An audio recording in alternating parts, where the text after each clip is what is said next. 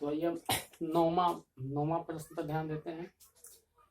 अब कह रहा है क्या, यदि एपी के तीसरे और नौमा पद, पहले तीसरा लिखा हुआ है उसका नौमा लिखा हुआ है, एपी के तीसरे और नौमा पद, यानी तीसरा हो गया 4 और नौमा पद हो गया -8, दो पद आपको दे रहा है।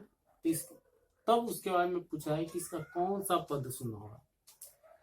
तो पहले तो आपको इस दोनों भाषा से आपको एपी निकालना होगा। तो आपको मालूम कौन कौन पद है, तीसरा और नौमा, यानी A3 मालूम है आपको।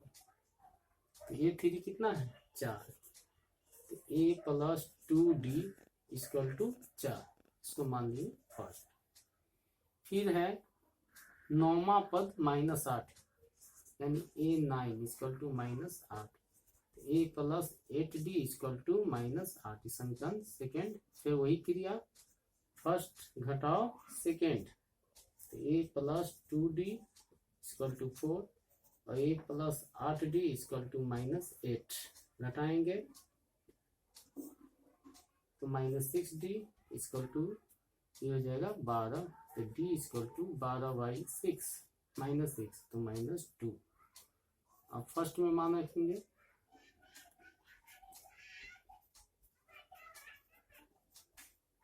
तो फर्स्ट आपका A + 2D = 4, तो A + 2 गुने -2 = 4, तो A - 4 = 4, A = 4 + 4 यानी 8।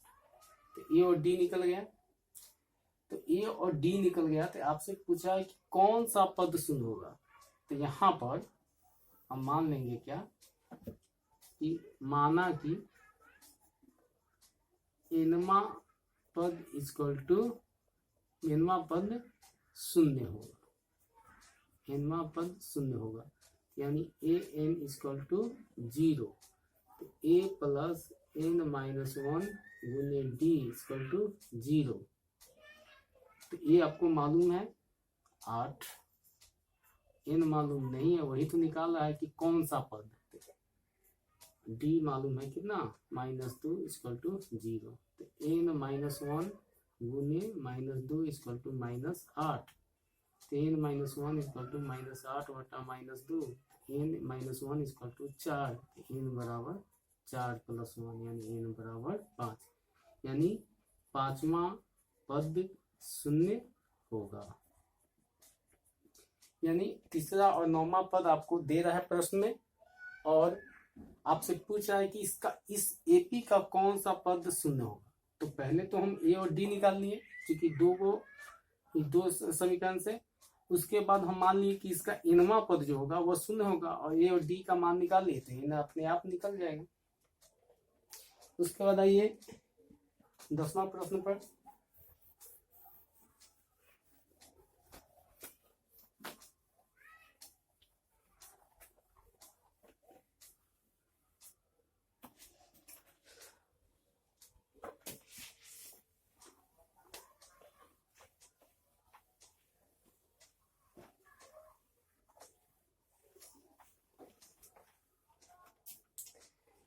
तो 10वां प्रश्न क्या है कि एपी का 17वां पद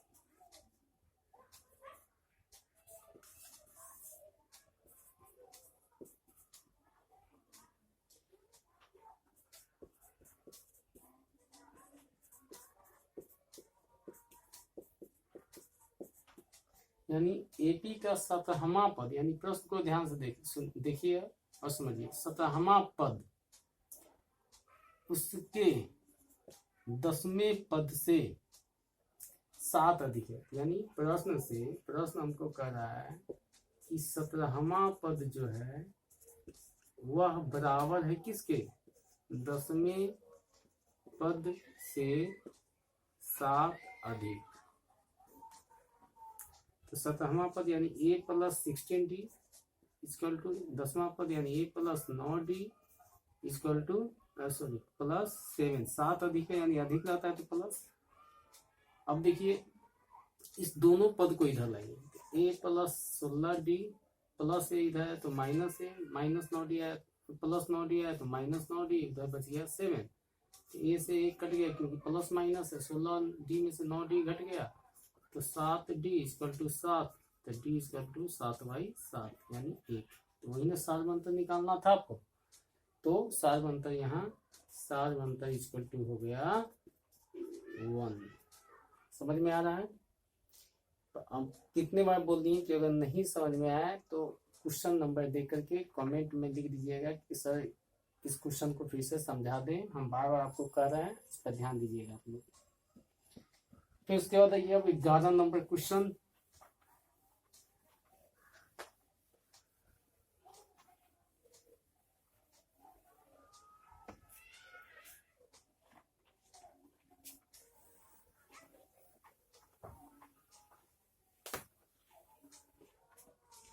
ग्यारह नंबर में है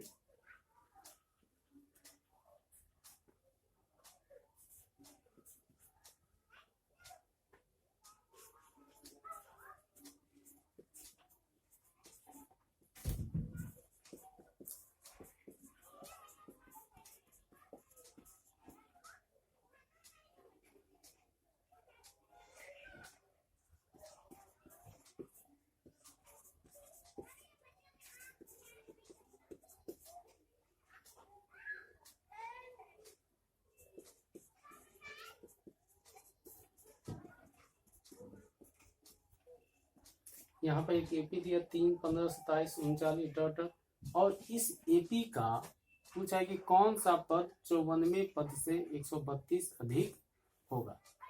तो हम मान लेंगे कि इस एपी का इनवा पद जो होगा वह इसके 54वें पद से 132 अधिक होगा।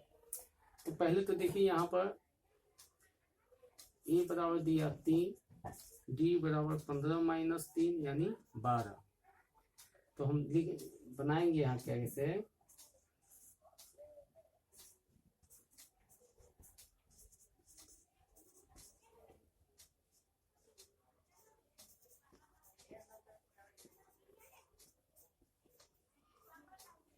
एपी का इनवा पद इक्वल टू 54वें पद प्लस 132, यानी इसका इनवा पद इसके 54वें पद से 132 अधिक होता है। इनवा पद का फॉर्मूला होता है 54वां पद का हो जाएगा a प्लस 53d और प्लस 132। ए आपको इन मालूम नहीं है लेकिन डी तो मालूम है 12।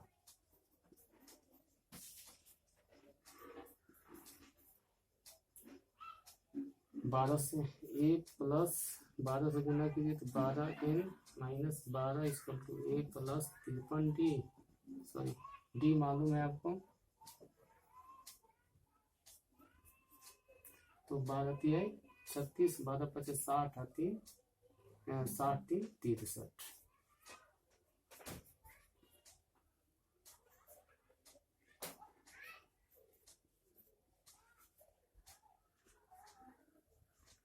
दोनों जुड़ जाएगा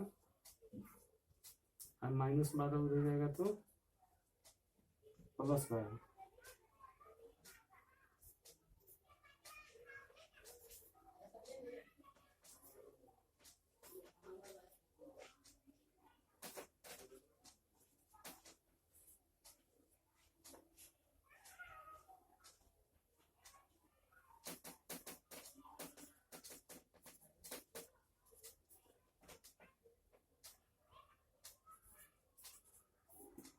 देखिए 65वां पद जो होगा वह इसके 54वें पद से 132 अधिक होगा। 11वां नंबर यह प्रश्न था।